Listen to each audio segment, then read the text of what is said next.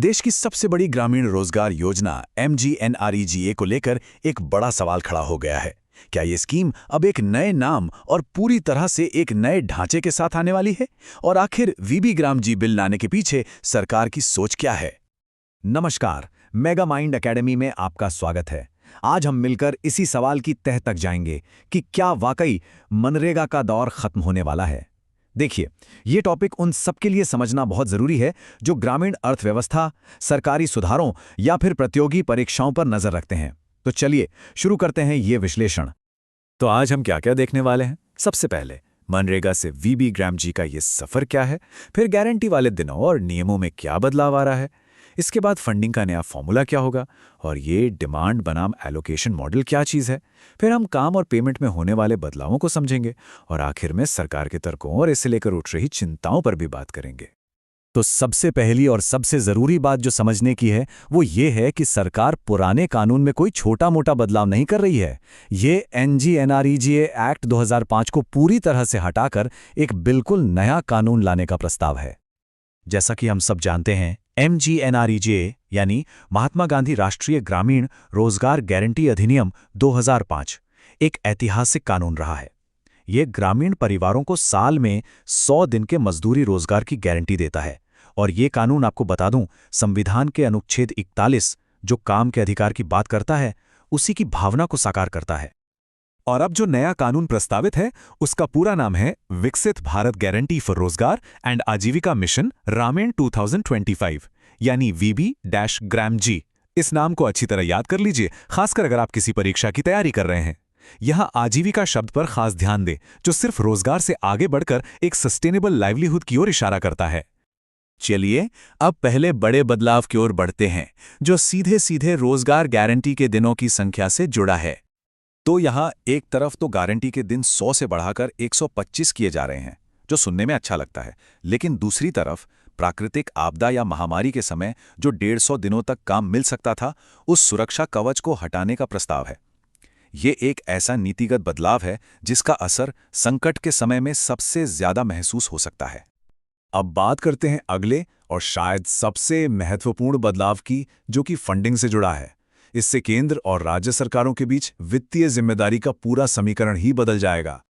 देखिए, अभी तक मनरेगा में क्या होता था, मजदूरी का 100% पैसा केंद्र सरकार देती थी और सामान का खर्च 75-25 के अनुपात में बंटता था। लेकिन अब VBGM में प्रस्ताव है कि मजदूरी का 40% हिस्सा राज्यों को देना होगा। जाहिर है, इससे राज्यों के खजाने पर एक बहुत बड़ा बोझ पड़ने वाला है। हाँ, लेकिन इस नए फंडिंग फॉर्मूले में कुछ अपवाद भी हैं। पहाड़ी राज्यों के लिए यह अनुपात 90-10 का होगा, मतलब 90% केंद्र देगा और 10% राज्य। और केंद्र शासित प्रदेशों में 100% खर्च पहले की तरह केंद्र सरकार ही उठाएगी। ये पॉइंट्स परीक्षा के नजरिए से बहुत ही महत्वपूर्ण हैं। एक छोटी सी बात, अगर ये विश्लेषण आपको जानकारी भरा लग रहा हो तो एक लाइक जरूर कर देना, इससे हमें प्रेरणा मिलती है। चलिए अब एक और बहुत ही बुनियादी बदलाव को समझते हैं। ये बदलाव योजना के काम करने के तरीके को ही जड़ से बदल देगा। हम डिमांड ड्रिवन मॉडल से एलोकेशन बेस्ड मॉडल की ओर जा रहे हैं। मनरेगा की आत्मा थी कि ये एक मांग आधारित योजना थी, मतलब जब ग्रामीण मजदूर काम मांगेंगे तब काम पैदा किया जाएगा। अगर बजट कम पड़ जाए तो केंद्र सरकार को और पैसा देना पड़ता था। लेकिन अब नए एलोकेशन बेस्ड मॉडल में केंद्र एक फिक्स्ड बजट, मान लीजिए 86,000 करोड़ रुपए दे देगा। अगर काम की मांग इस बजट से ज्यादा हो जाती है तो अतिरिक्त खर्च राज्य सरकार को खुद उठाना होगा। अच्छा, अब जरा ये भी देख लेते हैं कि पेमेंट की टाइमलाइन और किस तरह के काम किए जा सकेंगे, इसमें क्या क्या बदलने वाला है। तो ये एक अच्छा कदम लगता है। पहले पेमेंट 15 दिनों के अंदर करनी होती थी, अब इसे घटाकर 7 दिन करने का प्रस्ताव है। लेकिन दिलचस्प बात यह है कि देरी पर जो 0.5% रोज का जुर्माना लगता है, वो भी अभी भी 15 दिन के बाद ही शुरू होगा।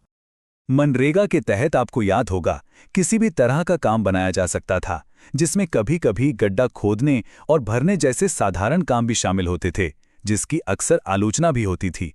लेकिन अब VBGRMG के तहत काम के लिए 4 खास उद्देश्य तय किए गए हैं। पहला, ग्रामीण इंफ्रास्ट्रक्चर बनाना। दूसरा, आजीविका के लिए इंफ्रास्ट्रक्चर जिससे स्थायी संपत्ति बने। तीसरा, जल सुरक्षा जैसे तालाब और कुएं बनाना, और चौथा आपदा प्रबंधन के लिए इंफ्रास्ट्रक्चर तैयार करना। तो अब फोकस ज्यादा टारगेटेड है। तो अब हम आते हैं सबसे जरूरी हिस्से पर। आखिर सरकार ये बदलाव क्यों लाना चाहती है और इसे लेकर मुख्य चिंताएं और टकराव के बिंदु क्या हैं? सरकार का कहना है कि ये सब विकसित भारत 2047 के बड़े विजन के साथ जुड़ा हुआ है। लक्ष्य ये है कि अब सिर्फ रोजगार देने से आगे बढ़कर स्थायी आजीविका बनाने पर ध्यान दिया जाए। इसके अलावा गांव में खास और टिकाऊ संपत्ति बनाना और पेमेंट प्रक्रिया को और बेहतर करना भी इसके मुख्य उद्देश्य हैं। लेकिन जो सबसे बड़ा टकराव का मुद्दा है वो है ये नया एलोकेशन बेस्ड मॉडल। इसने केंद्र और राज्यों के बीच एक नया तनाव पैदा कर दिया है, क्योंकि जाहिर है कई राज्य इस बात का विरोध कर रहे हैं कि अतिरिक्त वित्तीय जिम्मेदारी अब उन पर डाल दी जाएगी। तो सवाल यही उठता है कि इन बदलावों का ग्रामीण भारत पर क्या असर होगा? क्या मनरेगा में ही सुधार करना ज़्यादा ज़रूरी है या फिर एक पूरी तरह से नई योजना लाना ही बेहतर विकल्प है? आपकी इस पर क्या राय है, कमेंट्स में ज़रूर बताइएगा। ऐसे ही और विश्लेषणों के लिए मेगा माइंड एकेडमी के साथ जुड़े रहें। सब्सक्राइब करना मत भूलिएगा। धन्यवाद।